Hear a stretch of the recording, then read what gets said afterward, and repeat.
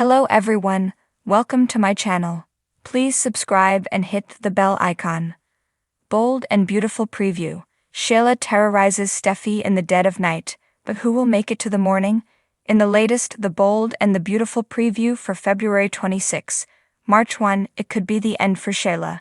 Read on and watch the preview below. Last week, as Steffy vented to Liam that if it were up to her, Shayla would be dead, Lucy brought Kelly to Il Giardino, where Sheila couldn't help but say hello to the little girl. Kelly and her friend Danny took a selfie and sent it to Steffy, who immediately saw Sheila smiling in the background. Steffy hightailed it to Sheila and Deacon's apartment, warned her to stay away from her family, and decked Sheila. She even told Sheila she was hoping her death day would come soon, so they'd be free of her. The two launched into a massive fight, which Deacon and Finn broke up. Later, Sheila sees that no one treats her that way and gets away with it, and Steffy is standing in the way of her and her son. In a preview of what's to come, in a hoodie, Sheila lingers outside the Cliff house in the dark of night. Meanwhile, Steffy vows that Sheila is not going to harm her family. Finn promises to keep Steffy and the kids safe from his psycho mother. Sheila cuts the power to the house and grabs a knife, saying, "Tonight you die, Steffy." Steffy says, "None of us are safe," as Sheila charges her. The promo ends with Steffy in shock saying, "Oh my God." Read the Bold and Beautiful spoilers to find out who Ridge makes a request of, and who Carter has news for. 4 years after her passing, a tribute to a beloved soap trailblazer and her daytime legacy. When Phillip Bell passed away on February 25, 2020, at the age of 91, we lost not just a soap opera legend but a television pioneer. It's impossible to overstate the mark she left on the genre. The shows that she and her husband, the late William J. Bell, created have not just survived into the new millennium but thrived. The Young and the Restless has held the top spot in the country since 1987. And The Bold and the Beautiful has been the most watched soap in the world for decades. But that's not even close to half of what Phillip Bell accomplished. She was born Laura June Phillip to a family of florists in Chicago, which naturally led her into broadcasting. No, seriously. After graduating from college with a microbiology degree, she'd accompany her brother as he demonstrated flower arrangements for a segment on a local talk show. Eventually, she started appearing in front of the camera instead of him. Belle's dreams, though, didn't stop with flowers, and when the station offered her more spots, she took every one she could. Belle was a weather forecaster, morning TV host, variety show and children's show host, and was Chicago's first news anchorwoman, but it was when she got her own talk show, The Phillip Show, that her star really began to rise. She served as both host and producer for over 30 years, interviewing everyone from Richard Nixon to Judy Garland. You can get a taste of Belle in front of the camera below, as she interviews jazz legend Connie Boswell, talks up vaccines and shows off a slew of products for modern housewives, from show sponsor Tidy House. That vaccine segment may hit a bit close to home, but it showed that Belle wasn't interested in just doing talk fluff. Like soap operas have done throughout history, she wanted to tackle societal problems that much of the rest of the television world did its best to ignore. Date rape, prisoners' rights, breast cancer exams. Belle didn't flinch from once taboo topics.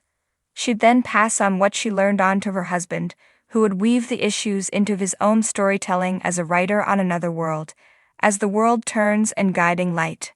So when CBS wanted a youthful soap opera to compete with ABC's Fare, the Bells decided it was time to officially join forces to create what would become The Young and the Restless.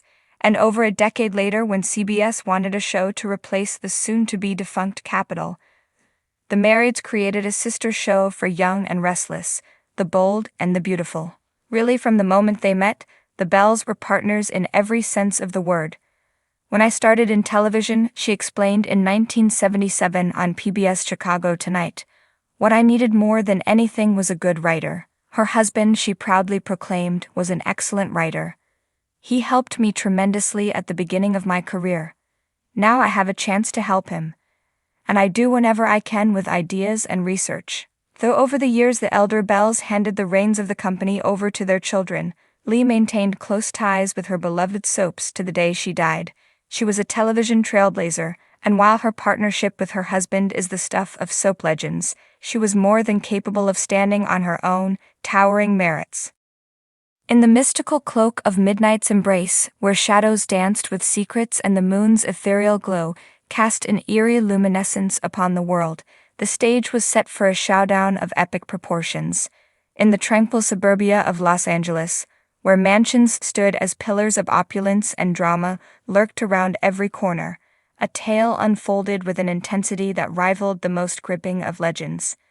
At the heart of this nocturnal saga stood two formidable women, each wielding their own brand of power and determination. Sheila Carter, the notorious vixen with a penchant for chaos, prowled like a predator in the silent hours, her eyes gleaming with a sinister gleam as she plotted her next move. Across the vast expanse of the Forrester estate, Steffy Forrester, the resilient heiress with fire in her veins, lay in peaceful slumber, unaware of the impending storm that threatened to shatter her tranquility. It began with a whisper of wind carrying the scent of uncertainty and foreboding through the air. Sheila's presence seemed to permeate the very essence of the night, her footsteps echoing softly against the marble floors as she ventured deeper into the heart of the mansion. With each passing moment, her resolve hardened, fueled by a desire for vengeance that burned like a tempest within her soul. Meanwhile, Steffi stirred restlessly in her bed, a faint frown marring her delicate features as troubled dreams plagued her subconscious. Little did she know, danger lurked just beyond the threshold of her sanctuary, ready to strike with a ferocity that would leave her reeling. As the clock ticked inexorably towards the witching hour, Sheila's presence grew ever more palpable, a tangible force of malevolence that seemed to suffocate the very air. With a predatory grace, she slunk through the corridors like a specter, her eyes ablaze with a fervor that bordered on madness. For her, this was more than just a mere confrontation, it was a reckoning, a chance to settle old scores and assert her dominance once and for all. But Steffi was no stranger to adversity, her spirit unyielding in the face of even the most daunting of challenges. As the first tendrils of dawn began to creep over the horizon, she awoke to find herself face to face with her nemesis, a chill running down her spine at the sight of Sheila's twisted smirk. "You thought you could escape me, didn't you?"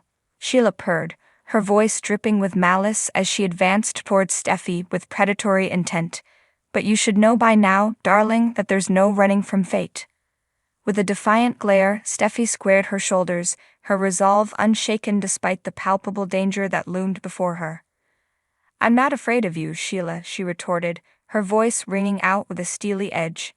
"You may think you hold all the cards, but I refuse to be a pawn in your twisted games any longer." And so, against the backdrop of the rising sun, the stage was set for a battle of wills that would echo through the ages. Sheila, the embodiment of darkness and deceit, faced off against Steffi, the beacon of hope and resilience, in a clash that would determine the fate of them both.